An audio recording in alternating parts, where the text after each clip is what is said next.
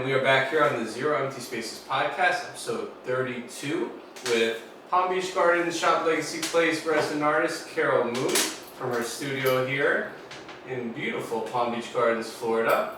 If you didn't know about Zero Empty Spaces, we started an initiative, myself, Evan Snow, and my business partner, Andrew Martineau, as arts advocates and community builders, to activate vacant commercial real estate spaces to make affordable working artist studios so artists like her have a space to create and collaborate affordably outside of their homes. You can find out more at zeroemptyspaces.com, but the point of the podcast is to connect you with the talented artists like her that make the project what it is. So without much further ado, why don't you tell us a little bit about yourself at a high level and how you got started in the arts? All right. Well, first I'm going to say big thank you, because I don't have my dining room overrun by my art supplies anymore, thanks to this man here. So, incredible concept. I could sing its praises all day long, but super grateful to have my space. So, and your question was how I got started. Okay. So I got started, I think maybe, and I'm totally going to date myself here, but that's okay, I don't care. Maybe when I was 7 years old or something, whenever the Highlights magazine was all the rage, okay, that's all I'm saying. So, the little Highlights magazine, for those of you that have no clue what I'm talking about, used to have a little column, oh no, you probably don't even know. Great, okay, whatever.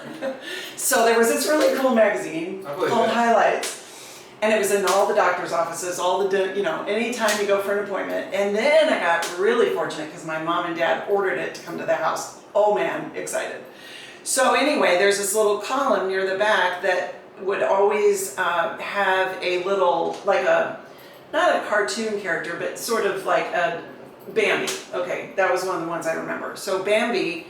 And then it would say below that you could draw it and send it in. I don't think I ever sent it in, but I drew it every time. And I will never forget the first time I drew Bambi is like something went, oh, you've got the thing. You've got something in there. So that's how I discovered it. That's literally how I got into it.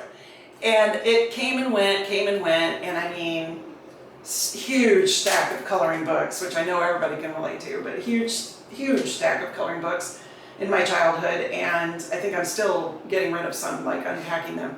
And then those contrast, where you would take markers or whatever, and you would fill in the contrast, just the colors and the contrast, I'm all about that. So that's how that got started. So yeah, it's as simple as Bambi. Hey. Yeah. It's kind of crazy. Yeah, thank you, Bambi. Any initial, aside from Bambi? Yes. And aside from Highlights? Yes.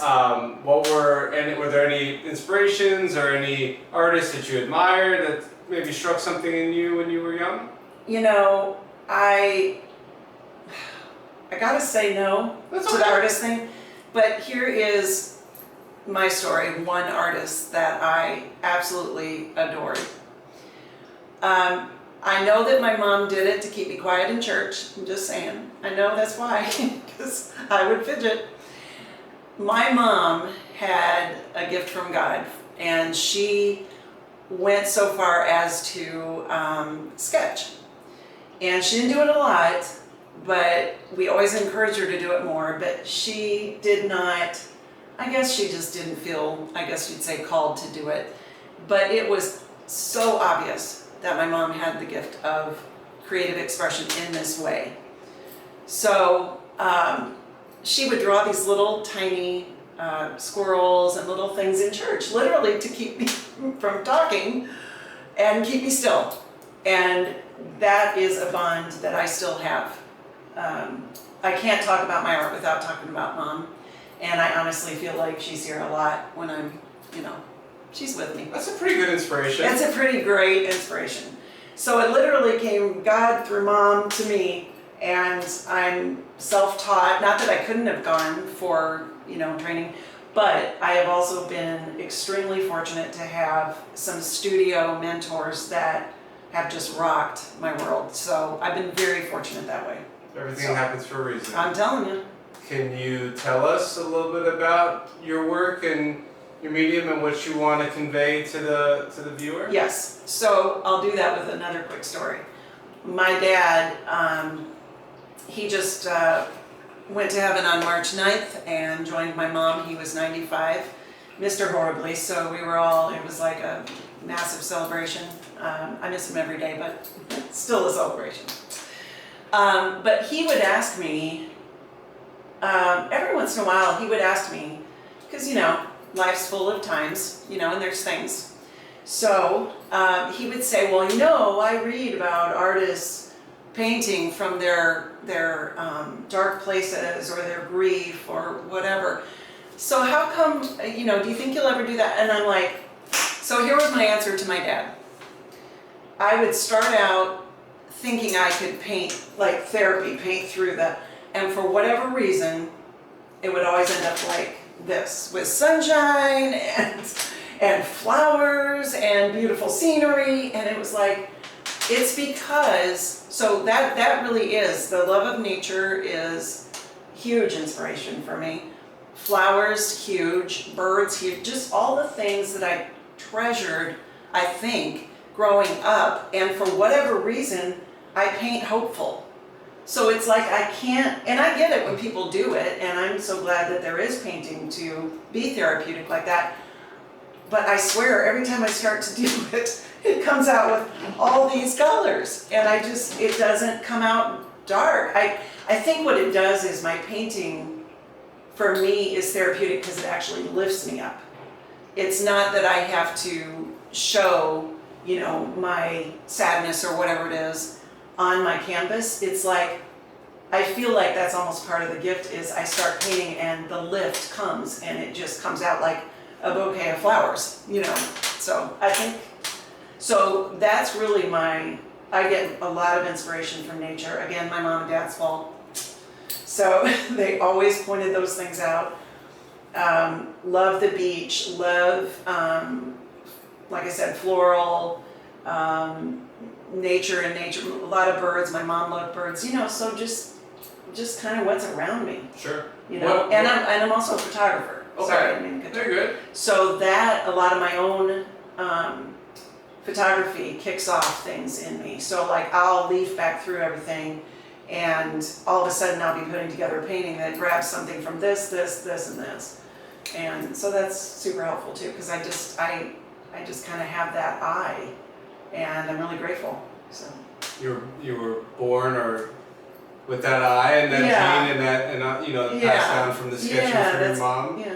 I'm glad you mentioned the photography and that the art is therapeutic for you. Yeah. So for where you are in life and in your creative adventures, outlets, expressions, is art for you therapeutic? Are you pursuing it as a business and doing it to make money and be full time?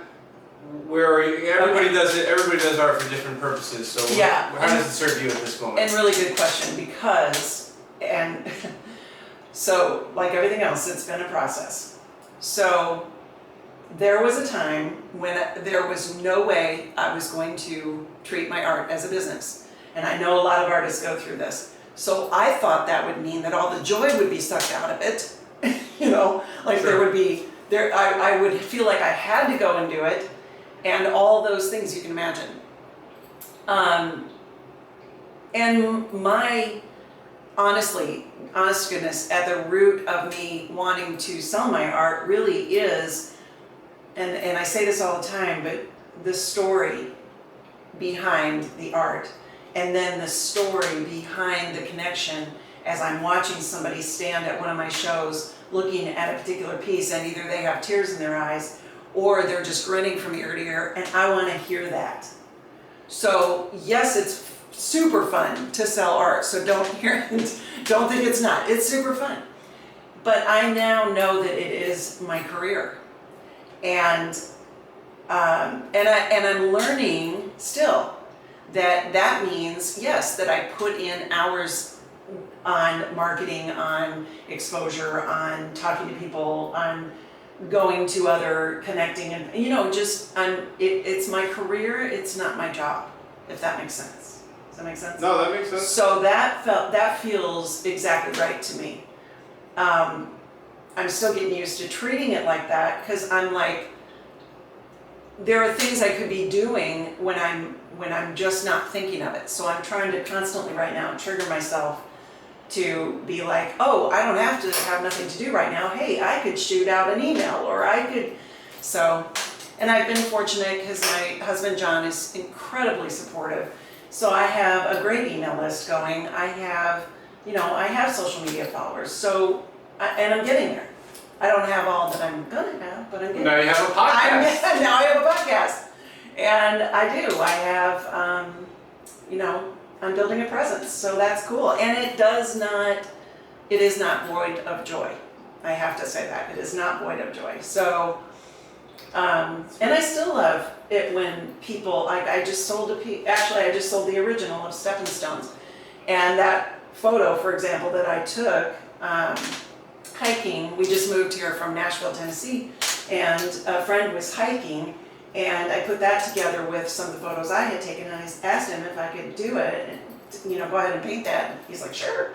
So I put that together with a couple of my photos, and that's kind of how my paintings come about. But I just sold the original, which is hanging in our front hallway, and so I love those people. Like they're new friends of mine, and I really, really like them. So that just makes it all the richer for the piece to go to them. So Amen. I love it. I appreciate you sharing transparently, because I think a lot of people see on Instagram and social media, the highlights and the glitz and the glam. Yeah. And maybe the viewer that's listening to this podcast, or somebody that's not an artist, might not consider. You have to stay motivated. You have to keep pushing yourself. You have to keep, studying and reinventing and collecting new sources of inspiration. Like for instance, I'll just show you. Studying, reinventing, doing new things. I'm really excited. Now this is so silly, but I'm giddy about this, you guys. String gel. I'm about to do like a string cheese effect with my painting. I want to try it. I want to see what it's going to do. This is just an example. That's good. Throwing new stuff at the canvas. So. No, and that leads to the next question. Being here in Zero Empty Spaces, where there's 21 other artists. Yeah. What has having a studio space outside of your home been for you, or done for you since joining Zero Empty Spaces? Yeah. And I was just telling Evan before we started today that it's not misery loves company, but I'll tell you, it is so, I value painting around other creatives, because, and especially this is a very unique group of people. We are not in competition with each other, and that's not all that common sometimes. You don't find that that's why I know I was supposed to be here, because that's always been my operation style. That's always been who I am. Why would I compete? Why wouldn't I want someone else to do well too? So, and again, it's not a misery loves company, but the support, and people say stuff like that, but I'm experiencing it for sure. I mean, we are all different as night and day in here, for sure. But to just not have, for instance, maybe the same energy when you come in one day or 2 days in a row, and to have somebody care enough to notice, and say, are you okay? Or what up? What's going on? And so it just really, and then to be able to share that you're struggling with, maybe you're having an identity crisis as an artist. I mean, who knows? But it's so great to be in a community where people, care, where they give a rip what's going on. So it's very, very nice. It's interesting that you mentioned the non-competitive nature, because inherently, it's every dog for themselves. Everybody's got to eat. But we've fortunately found that that's not really been the case here in these spaces. It's a very collaborative environment. Yeah. It's a rising tides raise all ships type of environment, and you guys have really embraced that here in Palm Beach Gardens and Legacy Place. But as you're sharing, a lot of people join the program or want to join the program or take interest in the program, obviously for the perks and benefits of having a public-facing retail space where you Sure. could get foot traffic walking in, Right. and you're that much more likely to sell than if you're at home and only relying on events and online or other channels.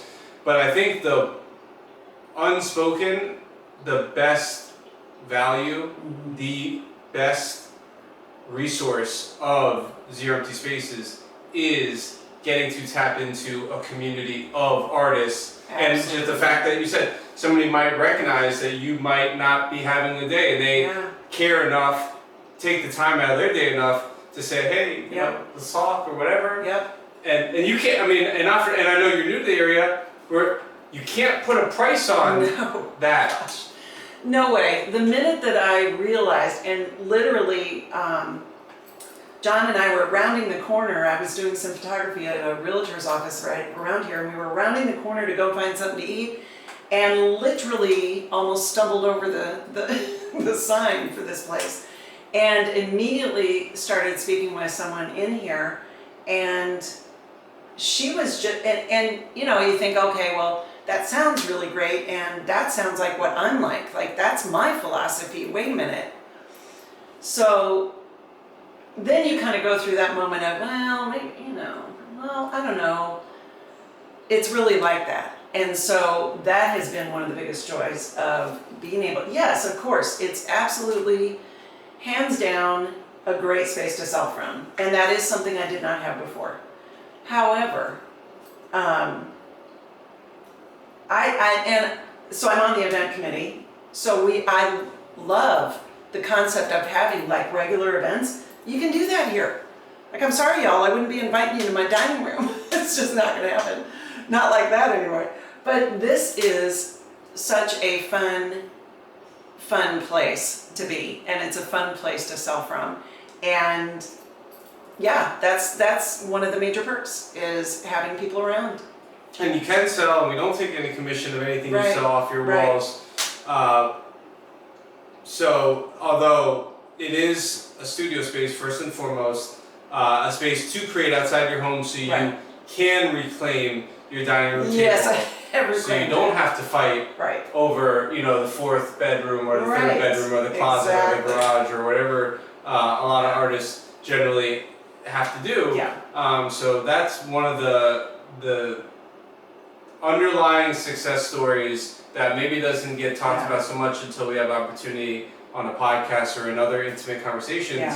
To, you know, I think a lot of people don't understand enough the community aspect of it. Absolutely. And I'm glad, because you know you're a very nice person, you and your husband. And I know, you know, when you move to a place, you might not know so many people, you might not know the lay of the land, you might not know the landscape or the scene. So being able to, hey, is this event worth it? Should I spend $100 doing this? Should I? No? Okay. Oh, what can we do? Maybe we could do something different. Oh, blah, blah, blah. And thankfully you've, you know, been able to take advantage of it here. You have your artwork in the communal reception gallery as a featured artist for the month.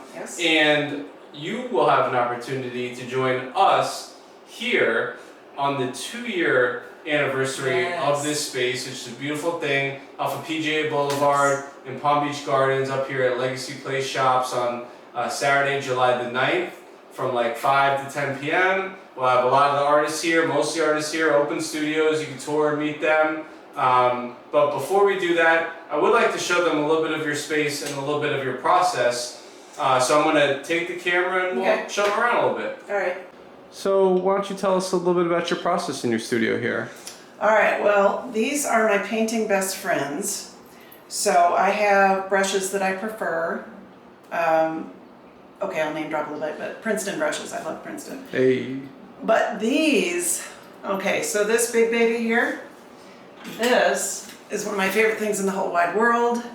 I add this constantly to my paint to make it palette knifeable, which is not a word, but that's okay. So it's one of my favorite. It's one of my favorite things to do.